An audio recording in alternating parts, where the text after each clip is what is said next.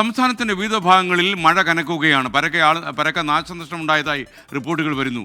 തിരുവനന്തപുരം പുതുക്കുറിച്ചിയിൽ വള്ളം മറിഞ്ഞ് ഒരാളെ കാണാതായി.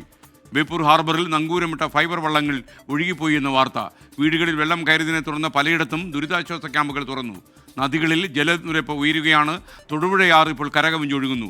ആലുവ ശിവക്ഷേത്രത്തിൽ വെള്ളം കയറി. മരം വീണും മണ്ണിടിഞ്ഞും പലയിടത്തും അപകടമുണ്ടായി. ഇടുക്കി, മലപ്പുറം, വയനാട് ജില്ലകളിൽ ഓറഞ്ച് അലർട്ട് പ്രഖ്യാപിച്ചു.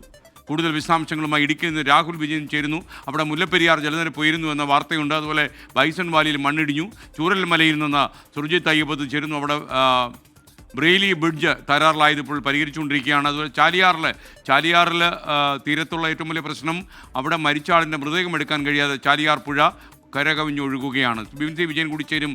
ആദ്യം രാഹുൽ വിജയനിലേക്ക്. രാഹുൽ, ഈ മുല്ലപ്പെരിയാറിൻ്റെ കാര്യം ആദ്യം പറയൂ. അവിടെ ജലനിരപ്പ് ഉയരുകയാണോ? 136 അടിക്ക് അടുത്തെത്തിയോ?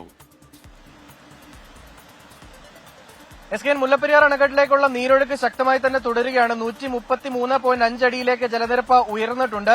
വരും മണിക്കൂറുകളിൽ ജലനിരപ്പ് കാര്യമായി തന്നെ ഉയരാനുള്ള ഒരു സാധ്യത കണക്കാക്കുകയും ചെയ്യുന്നുണ്ട്. 136 റൂൾ കർവ്. 136 അടിയിലേക്ക് ജലനിരപ്പ് എത്തിയാൽ സ്പിൽവേ ഷട്ടറുകൾ വഴി പെരിയാറിലേക്ക് വെള്ളം ഒഴുക്കുമെന്നുള്ള കാര്യം അസിസ്റ്റന്റ് എഞ്ചിനീയർ അറിയിക്കുകയും ചെയ്തിട്ടുള്ളതാണ്. അതിനുവേണ്ടിയുള്ള മുൻകരുതലുകളെല്ലാം സ്വീകരിക്കുകയും ചെയ്തിട്ടുണ്ട്. എന്തായാലും നിലവിൽ ആശങ്കപ്പെടേണ്ട സാഹചര്യമില്ല എന്നുള്ളതാണ് ജില്ലാ ഭരണകൂടം അറിയിക്കുന്നത്. പക്ഷേ പെരിയാർ ഉൾപ്പെടെയുള്ള നദികളിൽ ജലനിരപ്പ് ഉയർന്നിരിക്കുകയാണ്. നമ്മളിപ്പോൾ നിൽക്കുന്നത് മുതിരപ്പുഴയാറിന്റെ തീരത്താണ്. ഈ ദൃശ്യങ്ങളിൽ കാണുന്ന പോലെ തന്നെ നിറഞ്ഞ് ഒഴുകുകയാണ്. ഇത് കല്ലാർകുട്ടി ഡാമിന്റെ ഷട്ടറുകൾ തുറന്നതിന്റെ ഭാഗമായിട്ടാണ് മുതിരപ്പുഴയാറിൽ ഇത്ര കണ്ട് ജലനിരപ്പ് ഉയരുകയും ഇത്ര ഭയാനകമായ രീതിയിൽ വെള്ളം ഒഴുകുകയും ചെയ്യുന്നത്. സമാനമായ രീതിയിൽ തന്നെ തൊടുപുഴയാറിലും ജലനിരപ്പ് ഉയർന്നിട്ടുണ്ട്. വീടുകളിലേക്കൊക്കെ വെള്ളം കയറാൻ പാകത്തിന് തന്നെ ഇങ്ങനെ നിൽക്കുകയാണ്.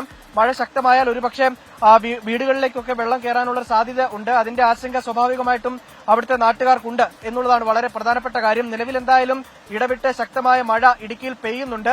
ആ മഴയ്ക്ക് കാര്യമായ ശമനമില്ല. എസ്. Thank you. എന്തായാലും തൊടുപുഴയാറ് കരകവിഞ്ഞൊഴുകുന്നു. മൂവാറ്റുപുഴയാറിൽ ജലനിരപ്പ് ഉയരുന്നു. ഈ വാർത്തകളൊക്കെ വരുന്നു. ആറിന്റെ ഇരുകരകളും താമസിക്കുന്ന ആളുകൾ ജാഗ്രത പാലിക്കണം എന്ന് പറയുന്നു.